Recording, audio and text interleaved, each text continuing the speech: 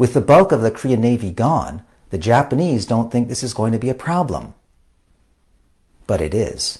They're about to encounter Chola Left Navy commander Shin.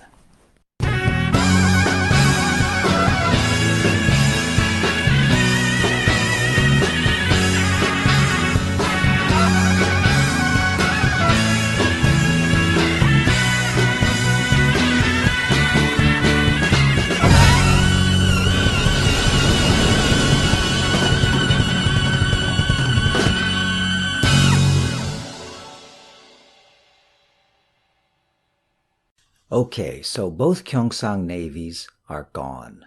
2/3 of the entire Korean Navy gone. All that's left is the Chola Left Navy under Shin, based at Yosu, and the Chola Right Navy under Ki, based at Usuyong.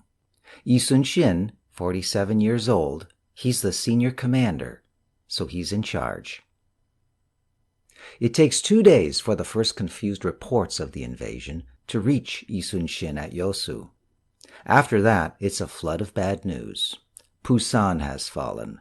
Tongnae has fallen. Korean ground forces are in retreat. Then the bombshell. Both Gyeongsang navies are destroyed. Shin's first concern at this point, with everyone in panic, is to make sure that his men will fight and not run away. He does this with rousing speeches to stir up their courage and with gruesome warnings. Anyone trying to desert has his head cut off and displayed on a pike.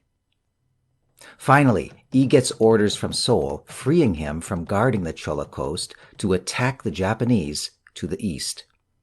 Instead of forming a combined fleet with Ki, however, as he'd intended, he's instructed to join up with Won-kyun. The Korean government hasn't fully realized that Won doesn't have a fleet, that he has only 4 ships left. All they know is that Won is begging Shin for reinforcements, so that's what they order Yi to do. Shin's Chola Left Fleet consists mainly of a uniquely Korean type of warship called a panokson, a board-roofed ship. It's a heavy warship propelled by oars and sails and armed with cannons. It has 2 decks, sometimes 3, separating the rowers below from the cannons and the fighting crew above, well protected behind thick timber walls. The design had been developed earlier in the Joseon dynasty to deal with Wako pirates, whose favorite tactic was to close with a ship and board it with hand-to-hand fighting. Well, that's not easy to do with a panokson. It's a floating fortress. It's blasting at you with its cannons, and you can't get at its crew. They're too well protected.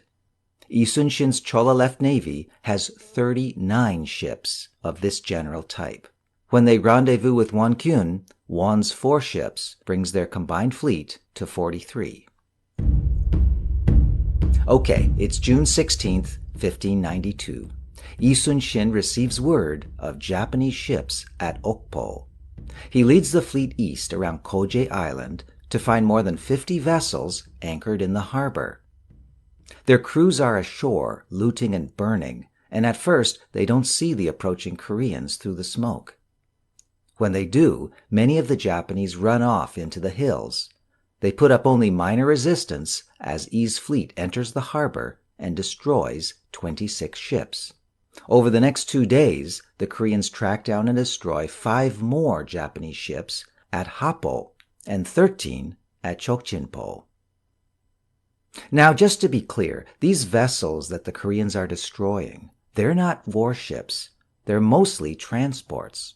They've finished ferrying Hideyoshi's army across to Busan and have now started probing west, scouting out a route to the Yellow Sea and pillaging as they go. Establishing this Yellow Sea route, this is the next step in the invasion. Hideyoshi's armies are now in Seoul and will soon be in Pyongyang, but they can't go much farther. The land route up the Korean peninsula is already nearly 650 kilometers long. That's a long way for reinforcements to march. That's a long way to carry tons and tons of supplies on your back. To continue the advance to China, reinforcements and supplies have to be sent by sea along the south coast of Korea, up through the Yellow Sea, and then up the Han River to Seoul or the Taedong River to Pyongyang.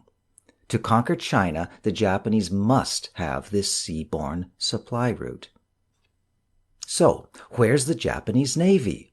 Where are Hideyoshi's warships? Well, they're back at Pusan. The Korean invasion has been so successful so far that Hideyoshi has ordered his naval commanders to leave their ships and head inland to assist with ground operations. He had assumed that the Korean Navy was destroyed, but now he knows it's not.